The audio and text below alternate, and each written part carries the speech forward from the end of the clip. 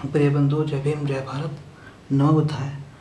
मैं बाबा साहेब डॉक्टर भीमराव अंबेडकर जी द्वारा लिखे गए महान बौद्ध ग्रंथ बुद्ध एंड हिज धम्म का हिंदी रूपांतर भगवान बुद्ध और उनका धम्म का चौथा भाग प्रस्तुत 14वां भाग प्रस्तुत करने जा रहा हूँ। और ये 14वां भाग 13वें भाग का ही शेष भाग है और इसी में हम खंड 2 भी शुरू करेंगे। 13वें भाग जहाँ छूट गया था हम उससे आगे शुरू करते हैं। दूसरों के कल्याण के लिए स्वपरित्याग को ही बुद्ध ने सच्चा यज्ञ बताया। स्वार्थ के लिए किसी देवता को प्रसन्न करने के उद्देश्य से किसी जीव की बलि को बुद्ध ने झूठा यज्ञ बताया। अधिकांश ब्राह्मणी यज्ञ देवताओं को प्रसन्न करने के लिए पशुओं की बलि देते थे। बुद्ध ने उन्हें झूठे यज्ञ कहकर उनकी निंदा की। आत्मा की मुक्ति के उद्देश्य से किए गए ऐसे यज्ञों के लिए भी बुद्ध ने अनुमति नहीं दी थी। यज्ञ विरोधी लोग यह कहकर ब्राह्मणों का उपहास किया करते थे, यदि कोई एक पशु की बलि देने से स्वर्ग जा सकता है तो फिर वह स्वर्ग जाने के लिए अपने पिता की ही बलि क्यों नहीं देता। इस तरह वह स्वर्ग में जल्दी पहुंचेगा। बुद्ध इस मत से पूरे दिल से सहमत थे। बुद्ध की दृष्टि में चतुर्वर्ण्य का यह सिद्धांत उतना ही असंगत था जितना कि बलि देने का घृणास्पद सिद्धांत। चतुर्वर्ण्य के नाम पर ब्राह्मणवाद ने जिस प्रकार के समाज की संगठना की स्थापना की, वह बुद्ध को सर्वथा अप्राकृतिक लगी थी। इसका वर्गाश्रित स्वरूप अनिवार्य था और मनमाना था। यह किसी के आदेश से रच दिए गए समाज के समान था। बुद्ध ने एक खुले और एक स्वतंत्र समाज को प्राथमिकता दी। ब्राह्मणवाद की चतुर्वर्ण्य व्यवस्था एक अपरिवर्तनशील समाज रचना थी। एक बार ब्राह्मण होने पर हमेशा के लिए ब्राह्मण, एक बार क्षत्रिय होने पर सदा के लिए क्षत्रिय, एक बार वैश्य होने पर सदा के लिए वैश्य और एक बार शूद्र होने पर सदा के लिए शूद्र। समाज रचना का आधार व्यक्ति का वह दर्जा था जो उन्हें जन्म के संयोग से प्राप्त होता था। कोई भी घृणित पाप कर्म उसे उसके दर्जे से गिरा नहीं सकता था। इसी प्रकार कोई भी पुण्य कर्म किसी को ऊपर नहीं उठा सकता था। योग्यता और विकास का कोई मूल्य नहीं था। प्रत्येक समाज में असमानता का अस्तित्व होता है, लेकिन यह ब्राह्मणवाद से भिन्न है। ब्राह्मणवाद द्वारा प्रचारित असमानता का सिद्धांत उसका अधार्मिक मान्य सिद्धांत है। यह असमानता यूं ही विकसित नहीं हो गई। ब्राह्मणवाद समानतावाद में विश्वास नहीं रखता। वास्तव में यह समानता के सिद्धांत का विरोधी है। ब्राह्मणवाद केवल असमानता से ही संतुष्ट नहीं था। ब्राह्मणवाद के प्राण आत्मा क्रमिक असमानता में ही बसे हुए थे। बुद्ध ने सोचा, समन्वय तथा मैत्री की भावना उत्पन्न करने की बजाय यह क्रमिक असमानता समाज में आरोही नीचे से ऊपर की ओर क्रमिक घृणा की भावना पैदा कर देगी। उसी तरह दूसरी ओर अवरोही ऊपर से नीचे की ओर अवज्ञा, तिरस्कार की भावना पैदा कर देगी, जिससे समाज में सतत संघर्ष बना रहेगा। 4 वर्गों के पेशे भी निश्चित थे। चुनाव की स्वतंत्रता नहीं थी। इतना ही नहीं, ये पेशे दक्षता के अनुसार नहीं बल्कि जन्म के अनुसार निश्चित किए गए थे। चतुर्वर्ण्य के नियमों की गंभीरता से समीक्षा करने पर बुद्ध इस निष्कर्ष पर पहुँचे कि ब्राह्मणवाद की सामाजिक व्यवस्था का दार्शनिक आधार यदि स्वार्थवश नहीं था तो भी गलत अवश्य था। बुद्ध को यह स्पष्ट था कि यह समाज सभी का हित नहीं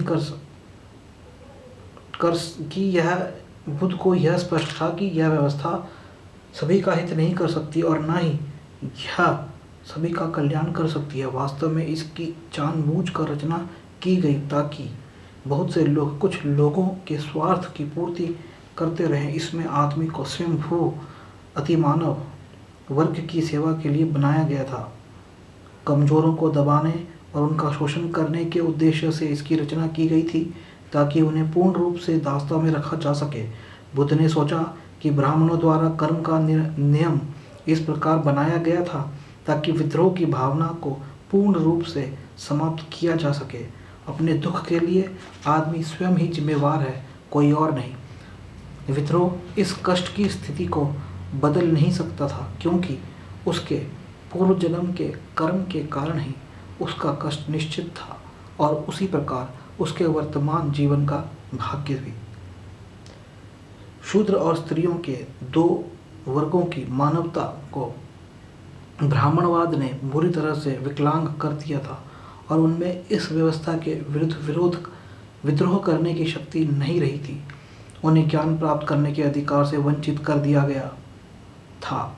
परिणाम स्वरूप उन पर थोपी गई अज्ञानता के कारण वे यह नहीं समझ पाए कि उनकी यह निम्न स्तर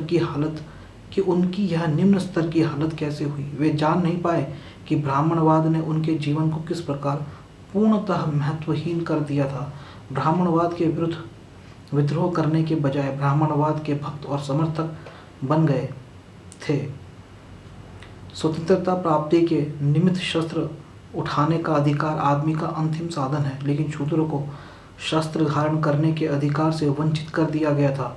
ब्राह्मणवाद के अधीन शूद्र स्वार्थी ब्राह्मणों, शक्तिशाली तथा घातक स्त्रियों और धनी वैश्यों के षड्यंत्र के असहाय शिकार होकर रह गए थे।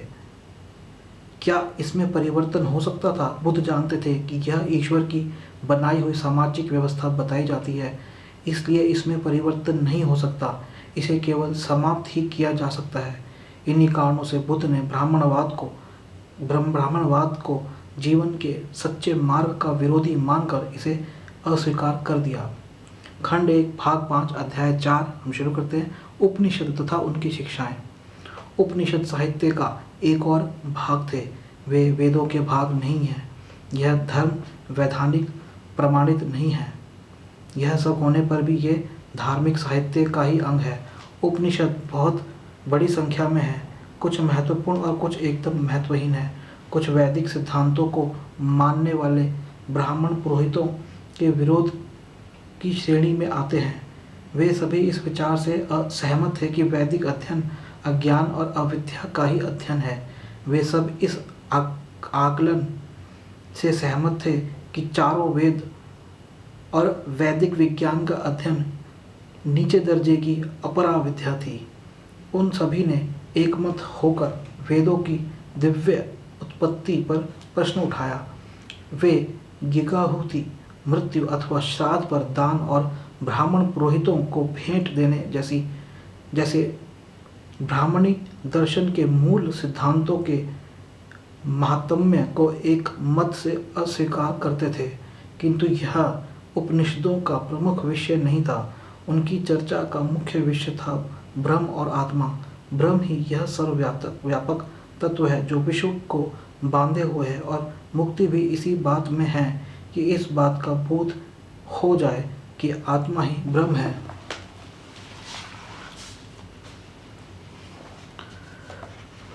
उपनिषदों की मुख्य अवधारणा यही थी कि ब्रह्म ही सत्य है तथा आत्मा वही है जो ब्रह्म है। उपाधिग्रस्त होने के कारण ही आत्मा को इस बात का बोध नहीं होता कि वह ब्रह्म है। प्रश्न था, क्या ब्रह्म एक वास्तविक सत्य है? उपनिषदों की अवधारणा इस एक प्रश्न के उत्तर पर निर्भर करती है। बुद्ध को ब्रह्म की वास्तविक सत्यता के समर्थन में कोई प्रमाण नहीं मिला, इसलिए उन्होंने उपनिषदों की अवधारणा को अस्वीकार कर दिया। ऐसा नहीं है कि उपनिषदों के रचयिताओं से इस संबंध में प्रश्न ही न पूछे गए हों, वे पूछे गए थे। तब इस तरह के प्रश्न याज्ञवल्क्य जैसे महान ऋषि से भी पूछे गए थे, जिसकी बृहदारण्यक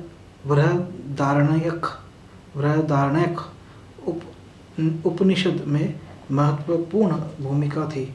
उनसे पूछा गया था, ब्रह्म क्या है, आत्मा क्या है? याज्ञवल्क्य इतना ही उत्तर दे सके थे, नेति नेति, मैं नहीं जानता। बुद्ध ने पूछा, जिसके विषय में कोई कुछ जानता ही नहीं, वह वास्तविक सत्य कैसे हो सकता है? इसलिए पूर्व कल्पना पर आधारित उपनिषदों की अवधारणा को अस्वीकार करने में उन्हें कोई कठिनाई नहीं थी। खंड 1 का छठा भाग हम शुरू करते हैं। बुद्ध तथा उनके समकालीन। जिस समय गौतम ने प्रवज्ञा ली, देश में बहुत बौद्धिक उथल पुथल चल रही थी। ब्राह्मणी दर्शन के अतिरिक्त 62 भिन्न भिन्न दार्शनिक मत और भी थे। जो सभी ब्राह्मणी दर्शन के विरोधी थे। उनमें से कम 6 ध्यान देने योग्य थे। इन दार्शनिक मतों में से एक का मुखिया पूर्ण कश्यप था। उसका सिद्धांत अक्रियावाद कहलाता था। उनकी मान्यता थी कि कर्म का आत्मा पर किसी भी तरह से कोई प्रभाव नहीं पड़ता, चाहे कोई किसी भी काम को करे चाहे कराए, चाहे कोई किसी को घायल करे चाहे वह किसी को मरवा दे, चाहे कोई स्वयं चोरी करे अथवा डाका डाले, चाहे किसी और से चोरी कराए डाका डलवाए, चाहे कोई स्वयं व्यभिचार करे अथवा किसी से करवाए, चाहे कोई स्वयं झूठ बोले अथवा किसी से झूठ बुलवाए, आत्मा पर किसी भी बात का प्रभाव नहीं पड़ता। कोई कार्य कितना भी जघन्य क्यों न हो, वह आत्मा को पाप से प्रभावित नहीं करता। कोई कार्य कितना ही अच्छा क्यों न हो, वह आत्मा को पुण्य से युक्त नहीं करता। आत्मा पर कोई प्रतिक्रिया ही नहीं होती। जब कोई आदमी मरता है तो उसके शरीर से सभी तत्व उन मूल तत्वों से जा मिलते हैं जिनसे उनका शरीर बना है। मरने के बाद कुछ नहीं बचता, न शरीर और न आत्मा। एक दूसरी विचारधारा का नाम था नियतिवाद। इसके प्रमुख उपदेशक का नाम था मक्खली गोसाल। उसका मत एक प्रकार का भाग्यवादी अथवा पूर्ण निराशावादी था। उसकी शिक्षा थी कि ना कोई कुछ कर सकता है और ना होने से रोक ही सकता है। घटनाएं घटती हैं, कोई अपनी इच्छा से उन घटनाओं को घटा नहीं सकता। ना कोई दुख को दूर कर सकता है और ना कोई उसे घटा बढ़ा सकता है। प्रत्येक व्यक्ति को अपने सांसारिक अनुभवों से गुजरना ही पड़ता है। तीसरा मत उच्छेदवाद कहलाता था। इसका प्रमुख उपदेशक अजित केसकंबल था। उसका मत एक प्रकार का संपूर्ण नाशवाद था। उसकी शिक्षा थी कि यज्ञ और होम में कुछ नहीं रखा है। कर्मों के कोई ऐसे फल अथवा प्रभाव नहीं होते जिन्हें आत्मा को भोगना पड़े अथवा भुगतना पड़े। न कोई स्वर्ग है और न नरक। संसार में आदमी का निर्माण दुख के कुछ तत्वों से हुआ है। आत्मा उनसे बच नहीं सकती। संसार में जितना भी कष्ट है, जितना भी दुख है, आत्मा उनसे बच नहीं सकती। यह कष्ट या दुख स्वयं अपने आप अनायास समाप्त हो जाएगा। आत्मा को 84 लाख योनियां महाकल्प धारण करते हुए जन्म लेते रहना होगा, तभी आत्मा के कष्टों और दुख का अवसान होगा। इससे पहले अथवा किसी भी अन्य साधन से नहीं। चौथा मत अन्योन्यवाद कहलाता था। इस मत के मुखिया का नाम प्रकुद्ध कत्यायन था। उसका उपदेश था कि 7 तत्वों से प्राणी का निर्माण होता है। वे हैं पृथ्वी, जल, तेज, वायु, सुख, दुख तथा आत्मा। प्रत्येक तत्व दूसरे से स्वतंत्र है, एक दूसरे को प्रभावित नहीं करता। वे अपने में संपूर्ण हैं और वे नित्य हैं। उनका किसी भी तरह नाश नहीं हो सकता। यदि कोई आदमी किसी का सिर भी काट दे तो यह कोई मारना नहीं होता। यह तो इतना ही है कि शस्त्र 7 तत्वों में प्रवेश कर गया है। सज्जय बेल्ठीपुत्र का अपना ही एक अलग दार्शनिक मत था। यह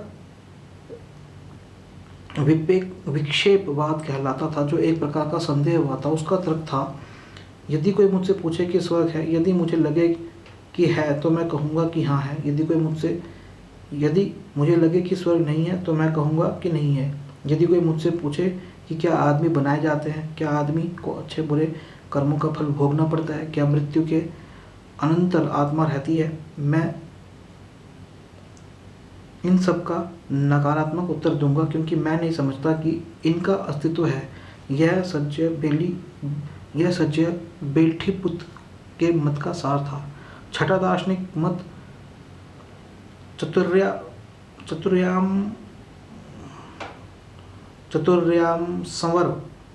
चतुर्यामस्वरवाद कहलाता था। इस मत के मुख्याचार्य महावीर थे, जो उस समय जीवित थे जब गौतम प्रकाश की खोज में संलग्न थे। वे निकंठनाथ पुत्र भी कहलाते थे। महावीर की शिक्षा थी कि आत्मा को अपने पूर्व जन्मों के पाप कर्मों तथा इन जन्म के पाप कर्मों के परिणाम स्वरूप ही पुनर्जन्म ग्रहण करना पड़ता है। इसलिए उसका सुझाव था कि तपश्चर्या के द्वारा बुरे कर्मों का नाश कर डालना चाहिए। बुरे कर्मों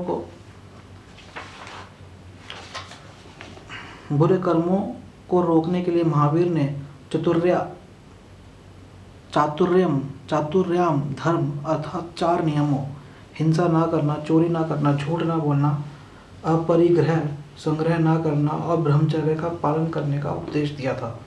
अपने समकालीनों के प्रति उनके विचार, अध्याय 2 है अपने समकालीनों के प्रति उनके विचार। खंड 1 चल रहा है, छठा भाग। बुद्ध ने इन नए दार्शनिकों के मत को स्वीकार नहीं किया। बुद्ध का उनकी शिक्षाओं को अस्वीकार करना अकारण नहीं था। उन्होंने कहा, यदि पुण्य कश्यप या पकुद कच्चान के सिद्धांतों को सत्य माना जाए तो फिर आदमी कोई भी बुराई कर सकता है और किसी को भी हानि पहुंचा सकता है। किसी भी तरह की सामाजिक जिम्मेदारी अथवा सामाजिक परिणाम स्वीकार किए बिना एक आदमी दूसरे आदमी की हत्या करने की सीमा तक जा सकता है। यदि मक्खली गोसाल का सिद्धांत ठीक मान लिया जाए तो आदमी भाग्य का दास बन जाता है, वह अपने को उससे मुक्त नहीं कर सकता। यदि अजित केस कंबल का सिद्धांत ठीक माना जाए तो आदमी के लिए खाने पीने और मौज मस्ती उड़ाने के अतिरिक्त शेष कुछ करने के योग्य नहीं रह जाता। यदि सज्ज बेल्ठे पुत्र का सिद्धांत सही है तो आदमी यूं ही पानी की तरह बहता रहकर स्वयं जीवन के यथार्थ दर्शन के अभाव में ही जी ले। यदि निकंठनाथ पुत्र का सिद्धांत सही है तो आदमी का जीवन काय क्लेश तथा तपश्चर्या के अधीन हो जाए, जिससे आदमी का अधीनीकरण हो जाए और इच्छाओं तथा मूल प्रवृत्तियों का सर्वथा मूलोच्छेद हो जाए। इसलिए उन दार्शनिकों द्वारा सुझाया गया कोई भी जीवन पथ बुद्ध को अच्छा नहीं लगा। उनको ऐसा लगा कि ये सब ऐसे आदमियों के विचार थे जो निराशावादी थे, असहाय थे और लापरवाह थे। इसके लिए उन्होंने अन्यत्र प्रकाश खोजने का निर्णय किया। खंड 1 7वां भाग, तुलना तथा विरोध।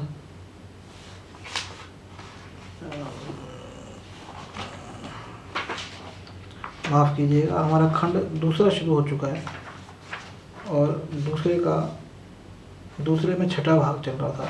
हमारा खंड 2 चल रहा है, 7वां भाग, तुलना तथा विरोध, जिसे उन्होंने अस्वीकार किया।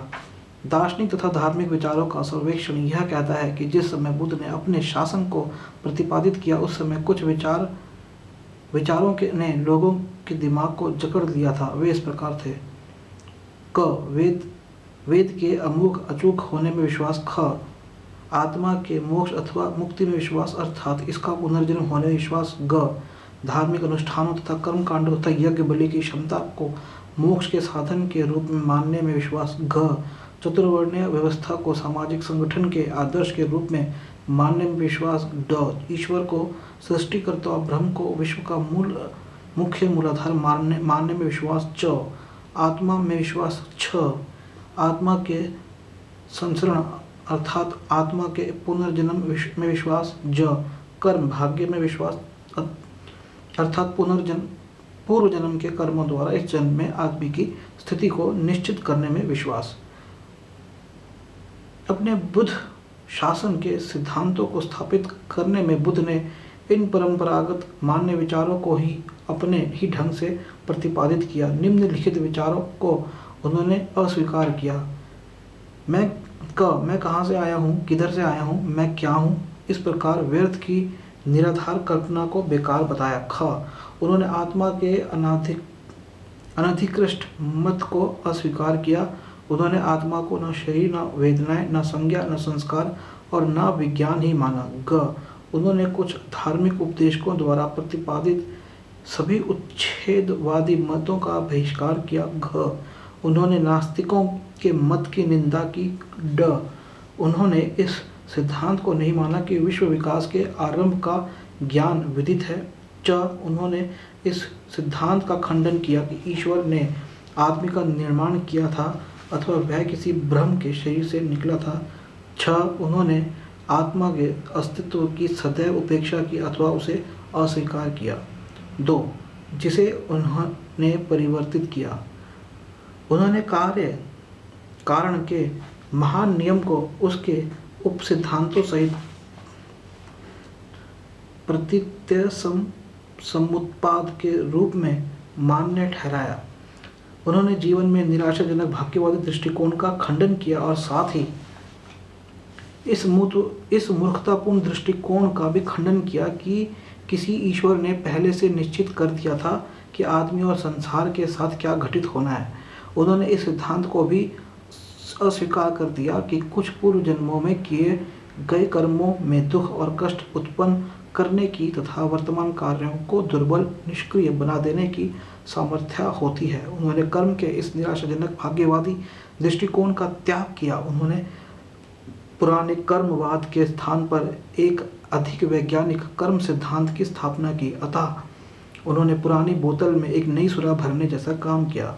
संसरण अर्थात आत्मा के एक शरीर से निकलकर दूसरे शरीर में जाने की बात के स्थान पर संसरण रहित पुनर्जन्म के सिद्धांत को स्वीकार किया। उन्होंने मोक्ष अथवा आत्मा की मुक्ति के सिद्धांत के स्थान पर निर्वाण के सिद्धांत की स्थापना की। इस प्रकार बुद्ध शासन अपनी मौलिकता लिए हुए इसमें जो कुछ थोड़ा बहुत पुराना है वह या तो बदल दिया गया है या उसकी नई व्याख्या कर दी गई है। अध्याय 3 जिसे उन्होंने स्वीकार किया। उनकी शिक्षा की पहली विशेषता इस प्रकार को मानने में है कि मन ही सभी चीज़ों का केंद्र बिंदु है। बहुत ध्यान से सुनिए। उनकी शिक्षा की पहली विशेषता इसी बात को मानने में है कि मन ही सभी चीज़ों का केंद्र बिंदु है। मन सभी प्रवृत्तियों का पूर्वागामी है। वह उन पर अधिकार रखता है, उन्हें उत्पन्न करता है। यदि मन को वश में कर लिया जाए तो सभी प्रवृत्तियां वश में हो जाती है। मन ही सभी प्रवृत्तियों का प्रधान है। मन ही सभी प्रवृत्तियों का अगुआ है। उन्हीं मानसिक प्रवृत्तियों द्वारा मन बना हुआ है। इसलिए सबसे पहले मन को सुसंस्कृत करने में ध्यान देना है।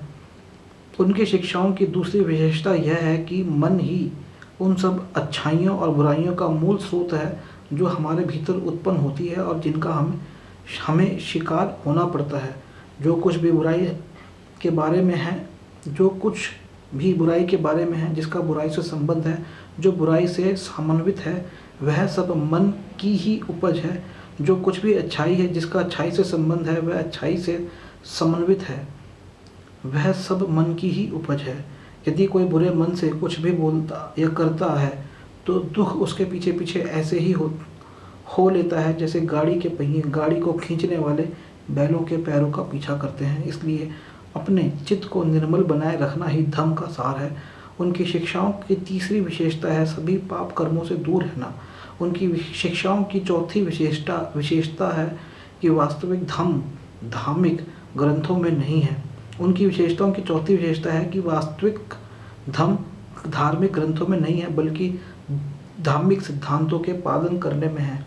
क्या कोई कह सकता है कि बुद्ध का धम्म उनका स्वयं का आविष्कार कृति नहीं था? यहाँ इसके आगे नहीं, ये हमारा अब तक भाग खंड 1 खत्म होता। अब हमारा दूसरा खंड शुरू होगा जिसे हम अगली 15वीं कड़ी में शुरू करेंगे। धम्मा दीक्षा अभियान पहला भाग बहुत इंपॉर्टेंट भाग है, बहुत जरूरी है। धम्मा दीक्षा अभियान की बुद्ध ने धम्म दीक्षा कैसे शुरू करी। भाग पहला होगा बुद्ध और उनका विदाश योग, उपदेश देना चाहिए अथवा नहीं। इसको हम शुरू करेंगे अगले भाग में। जय भीम, जय भारत, नमो बुद्धाय।